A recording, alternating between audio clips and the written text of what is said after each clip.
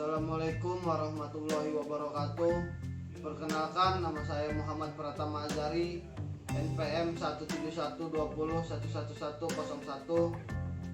Di sini saya akan menyampaikan sebuah materi, yaitu sejarah hukum pidana internasional dan hubungan hukum pidana internasional terhadap hukum pidana nasional. Sebelumnya saya akan membahas tentang pengertian hukum pidana internasional.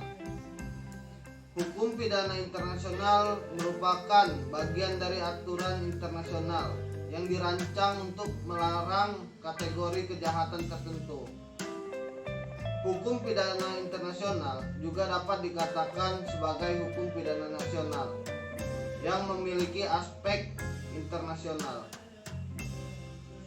Dan juga hukum pidana internasional pada hakikatnya diberlakukan pada hukum antar bangsa tanpa mengesampingkan prinsip-prinsip internasional.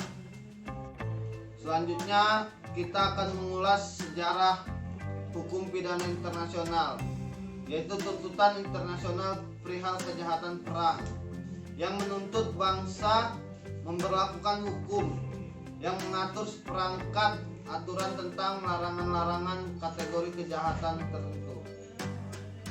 Hukum pidana internasional diberlakukan karena adanya kejahatan perang yang kejam yang dilakukan oleh negara internasional.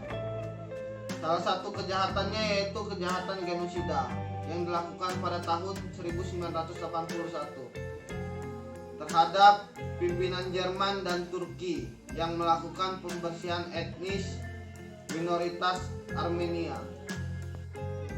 Pada saat itu terjadinya sebuah pembantaian suku Kurdi di Turki. Pembantaian yang dilakukan oleh Nazi Jerman sehingga melihat hukum internasional semakin sempurna setelah ditandatangani Statuta Roma untuk membentuk Mahkamah Pidana Internasional, yaitu sebuah pengadilan terhadap tindak kejahatan paling berat seperti agresi genosida, yaitu kejahatan terhadap kemanusiaan serta berbagai bentuk kejahatan perang lainnya yang dikategorikan sebagai pelanggaran yang berat. Selanjutnya kita memasuki aspek hukum nasional dan hukum internasional dalam hukum pidana internasional. Pembahasan mengenai aspek hukum dan hukum internasional di dalam kerangka pemikiran tentang hukum pidana internasional sengaja ditempatkan tersendiri di dalam karya tulis. Hal ini didasarkan pada pertimbangan-pertimbangan sebagai berikut.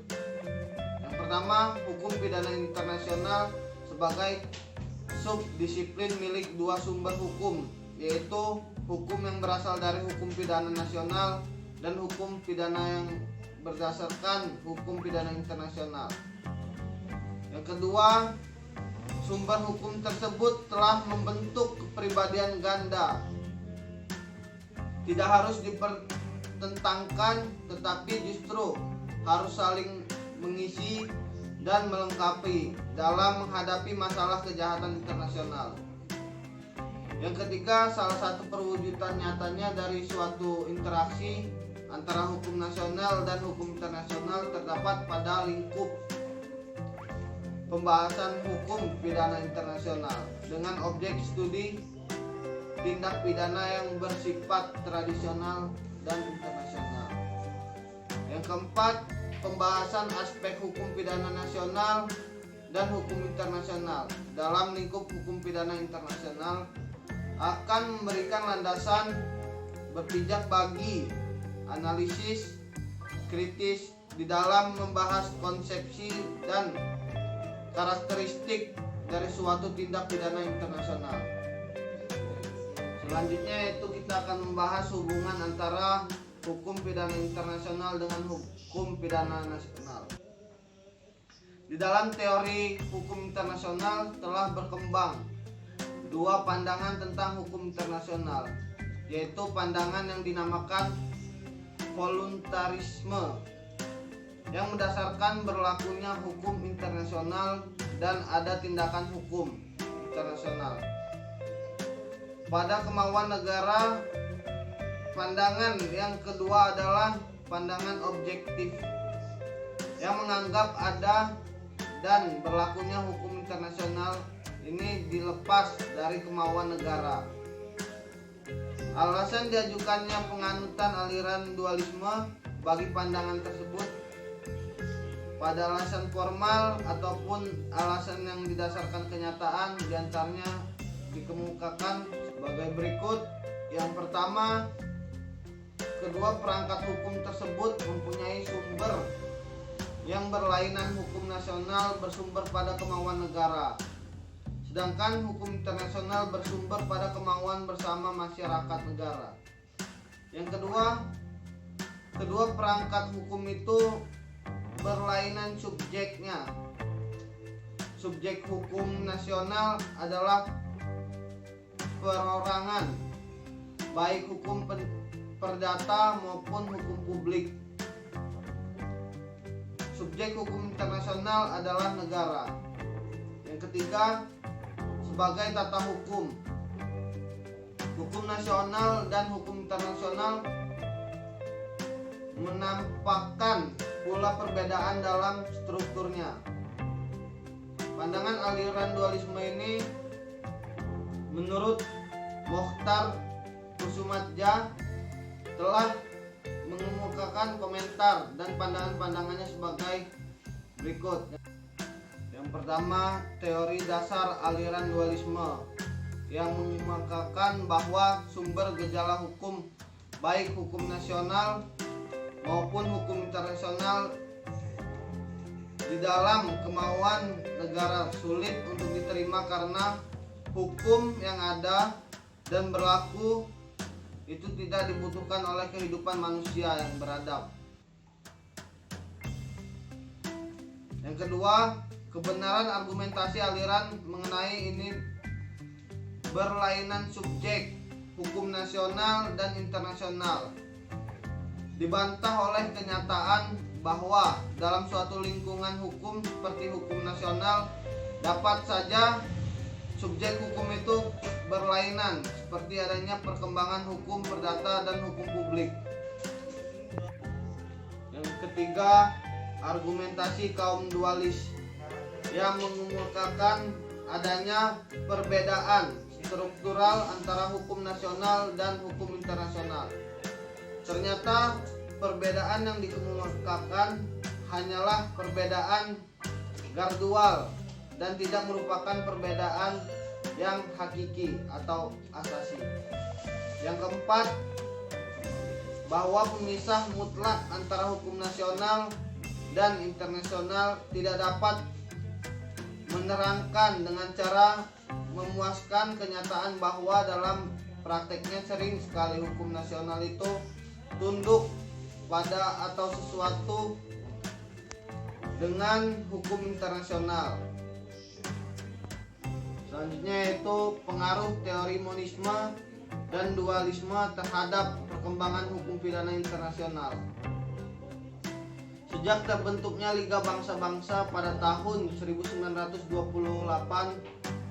dan dilanjutkan kemudian dengan pembentukan Perserikatan Bangsa-Bangsa pada tahun 1945. Masyarakat dengan pembentukan Perserikatan Bangsa-Bangsa internasional sudah sepakat bahwa teori-teori monisme dan dualisme sudah tidak sejalan dengan perkembangan masyarakat internasional sampai saat ini. Ternyata dominan teori monisme dengan primat hukum nasional atas teori monisme dengan primat hukum internasional dalam praktik hukum internasional secara nyata tersirat dari masalah konflik yurisdiksi kriminal antara dua negara dalam kasus tindak pidana narkotika lintas batas teritorial.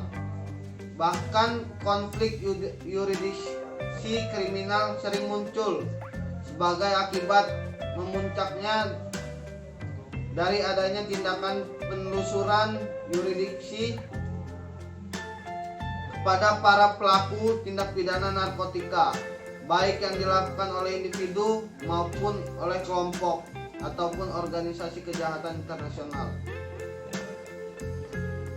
Berikut beberapa putusan Mahkamah Agung Amerika Serikat yang berkaitan dengan perluasan yurisdiksi kriminal, yaitu kasus United States versus Berman pada tanggal 9 Februari 1988. Berman adalah warga negara Inggris dan pekerja terdakwa adalah operator pada kapal laut Tian berbendera Inggris dan terdaftar di Inggris. Tertuduh dituntut di muka pengadilan di distrik utara California karena memiliki beberapa ton marijuana yaitu narkoba dengan niat untuk mendistribusikannya. Mungkin hanya sekian materi yang bisa saya sampaikan. Saya akhiri, wabillahi taufiq wal hidayah. Wassalamualaikum warahmatullahi wabarakatuh. Apabila ada salah, saya mohon maaf, dan apabila ada benarnya, karena Allah Ta'ala.